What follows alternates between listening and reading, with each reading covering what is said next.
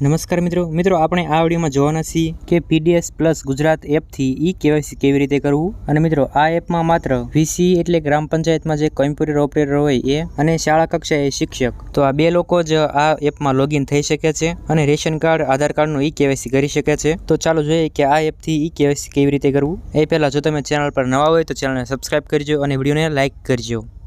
તો સૌથી પહેલાં તમારે પ્લે સ્ટોરમાં જઈ બે એપ ડાઉનલોડ કરી લેવાની છે, પીડીએસ પ્લસ ગુજરાત અને આધાર ફેસ આરડી એપ। તો એમાંથી પીડીએસ પ્લસ ગુજરાત એપ ખોલવાની છે। એપ ખોલશે એટલે આ પ્રકારનું પેજ આવશે।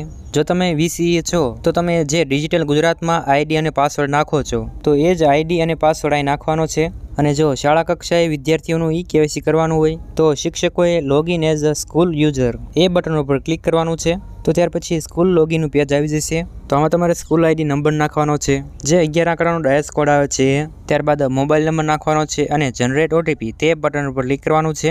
ત્યાર પછી એ મોબાઈલ નંબર ઓટીપી ગયો છે એ ઓટીપી નાખવાનો છે અને વેરીફાઈ બટન ઉપર ક્લિક કરવાનું છે। તો ત્યાર પછી તમે આ એપના હોમ પેજ ઉપર આવી જશો।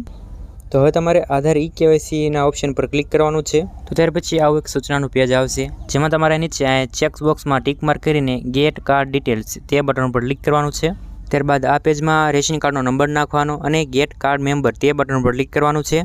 ત્યારબાદ સભ્યના નામ આવી જશે। તો આમાં તમારે જે પણ વ્યક્તિનું ઈ કેવાયસી કરવાનું હોય એનું નામ સિલેક્ટ કરવાનું અને ત્યાર પછી આ બટન પર ક્લિક કરવાનું છે। અને મિત્રો જેનું પણ ઈ કેવાયસી કરવાનું હોય એના આધાર કાર્ડમાં મોબાઈલ નંબર લિંક હોવો જોઈએ, તો જ તેનું ઈ કેવાયસી થાય છે। તો ત્યાર પછી આવું એક સંબંધી પત્ર આવશે, જેમાં તમારે ટિક માર્ક કરીને જનરેટ ઓટીપી તે બટન ઉપર ક્લિક કરવાનું છે। ત્યારબાદ આધાર કાર્ડ સાથે જે પણ મોબાઈલ નંબર લિંક છે એનામાં ઓટીપી ગયો છે એ ઓટીપી નાખવાનો છે અને વેરીફાઈ ઓટીપી તે બટન ઉપર ક્લિક કરવાનું છે।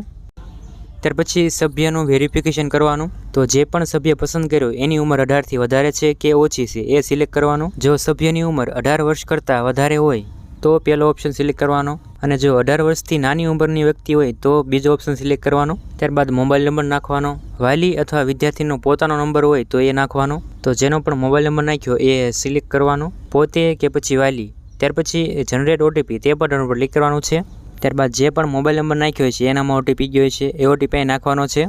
જો ઓટીપી બરાબર નાખશો તો આધાર ફેસ આરડી એપ ખુલશે અને જેમાં અલો પરમિશન આપ્યા બાદ સામેનો કેમેરો ખુલશે। તો જે પણ સભ્ય પસંદ કર્યો એની સામે મોબાઈલ રાખવાનો છે અને જ્યારે લીલા કલરનું સર્કલ થાય ત્યારે બે આંખો બ્લિંક કરવાની છે, એટલે કે આંખોને પટપટાવવાની છે, એટલે ફોટો પડી જશે અને ત્યાર પછી તે સભ્યની વિગતો આવી જશે। તો આ પેજમાં નીચે આ બોક્સમાં ટિક માર્ક કરીને લીલા કલરના બટન પર ક્લિક કરવાનું છે। તો ત્યાર પછી તમારી કેવાયસીની વિનંતી મોકલાઈ જશે। હવે તમારે થોડાક દિવસ રાહ જોવાની છે, ઓછામાં ઓછા 2 દિવસ પછી તમારે સ્ટેટસ જોવાનું છે। તો મિત્રો વિડીયો ગમે તો વિડીયોને લાઇક કરજો અને આ વિડીયો તમારા દરેક વોટ્સઅપ ગ્રુપમાં શેર કરજો અને ચેનલને સબસ્ક્રાઈબ કરવાનું નહીં ભૂલતા।